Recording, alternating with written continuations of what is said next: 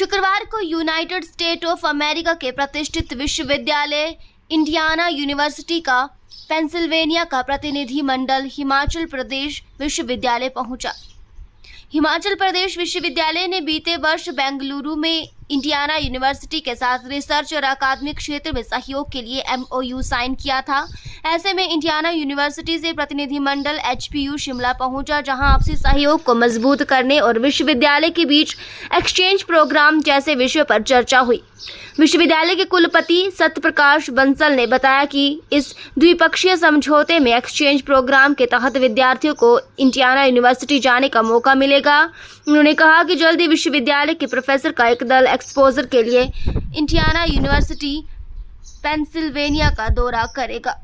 ये हमारा गत वर्ष बेंगलोर में इंडियाना यूनिवर्सिटी पेंसिल्वेनिया के साथ एक MOU साइन हुआ था हिमाचल प्रदेश यूनिवर्सिटी का।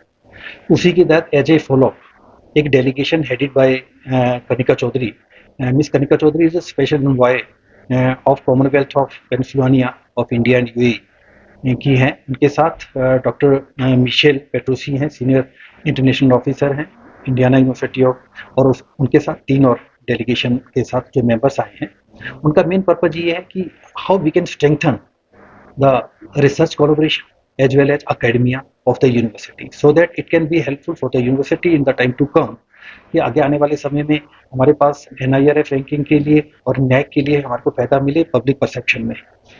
पहला हमने कोलैबोरेशन किया है रिसर्च में। रिसर्च के साथ जो हमारे यहाँ PhD कर रहे हैं, PhD के स्टूडेंट्स हैं, हम अलाउ कर रहे हैं कि हम जो डाटाबेस बनाएंगे हमारी जो इंपॉर्टेंट बॉडीज है रिसर्च को लेकर के, उसमें उनके एक्सपर्ट्स जो हमारे यहाँ पर सम्मिलित हों और हमारे यहाँ के हम डाटाबेस अपने एक्सपर्ट्स की लिस्ट उनके पास शेयर किए हैं, हमने उनके पास भेजेंगे ताकि हमारे कुछ एक्सपर्ट्स वहाँ पर सम्मिलित हों।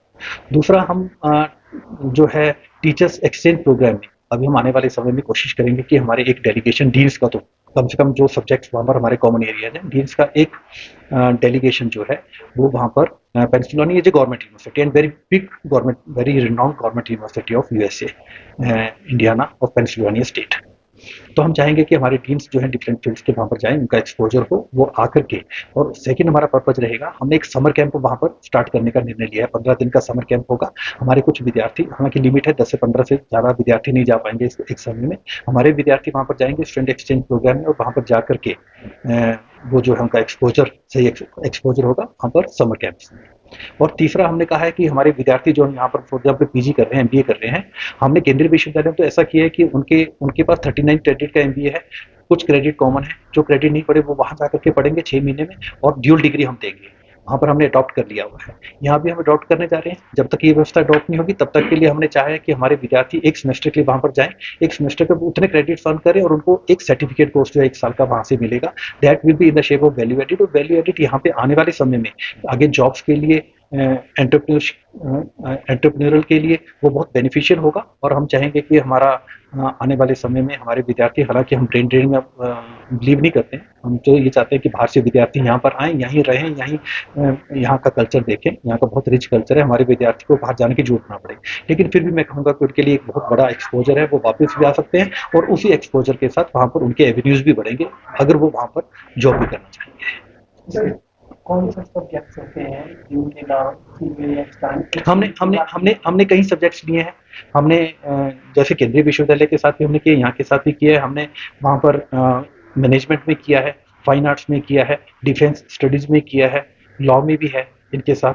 और इस तरह के कई फाइन आर्ट्स और इस तरह के कई सब्जेक्ट्स हैं जहाँ पर हमने MOU साइन किया है। और जहाँ डीन्स ज़्यादा कंफर्टेबल होंगे उनके साथ हम पहले स्टार्ट करेंगे। और जैसे मैंने कहा है कि हम आने वाले समय में जितने भी डीन्स होंगे, 4, 5, 6 डीन्स जिनके डिपार्टमेंट के साथ ये कोलैबोरेशन मैच्योर हो जाएगी, उनके डीन्स का डेलीगेशन हम जो है वहाँ पर भेजेंगे।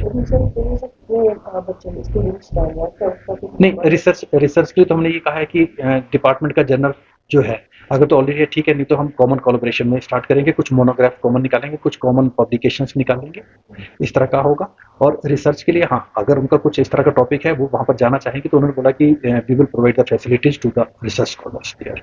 अगर वो वहाँ पर जाकर के, मान लीजिए हमारे 4 साल की रिसर्च है, 2 साल वो वहाँ पर डिवोट करना चाहते हैं, कुछ फेलोशिप दे विल प्रोवाइड, जैसा उन्होंने एग्री किया है।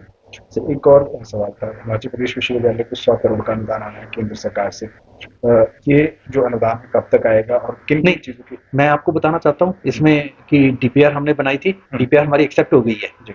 मतलब पहले तो सिर्फ इन प्रिंसिपल डिसाइड हुआ था, अभी हाल ही में 2 दिन पहले ही ये न्यूज़ थी, हमारे पास डीपीआर एक्सेप्ट होकर के आ गया। 4 हेड्स पे ये खर्चा होगा। ये कंस्ट्रक्शन के लिए होगा, रेनोवेशन के लिए होगा, इंफ्रास्ट्रक्चर के लिए होगा, अकेडमी के लिए होगा। 4 हेड्स में ये खर्चा होगा और मुझे लगता है कि ओवरऑलिंग हो जाएगी इस विश्वविद्यालय के। 100 करोड़ रुपये पहली बार आए, इतने बड़ा अमाउंट, तो बहुत अच्छी बात है और पूरी ओवरऑलिंग होगी।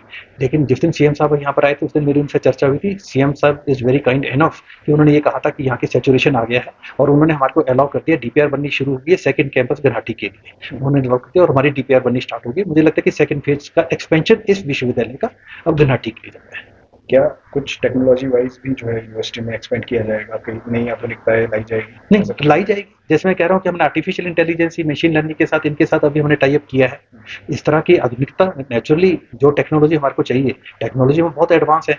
अभी मैं ताइवान गया था एक गवर्नमेंट इंडिया के डेलीगेशन में। ताइवान में हमने सेमीकंडक्टर पे जाके रिसर्च इंस्टीट्यूट का देखा, 85 to 87% टेक्नोलॉजी ताइवान पूरे वर्ल्ड को दे रहा है और उसमें भी हमारे 4 इंडियंस हमने देखा जिन्होंने कंट्रोल किया पूरा। हमारे इंडियंस बहुत अच्छी टेक्नोलॉजी को समझते हैं और पूरे, अगर मैं देखूँ यूएसए का, कैलिफोर्निया का, सैन फ्रांसिस्को का जो है वो पूरा का पूरा हैंडल कौन करे? हमारे इंडियंस हैं। हमारे इंडियंस के पास बहुत अच्छा माइंड है, बहुत अच्छा ब्रेन है। तो मुझे लगता है कि वो टेक्नोलॉजी अगर हम यहाँ पर भी लाएंगे और हम कोशिश ये करेंगे कि हमारे ब्रेन बाहर ना जाकर के यही देश की सेवा करें।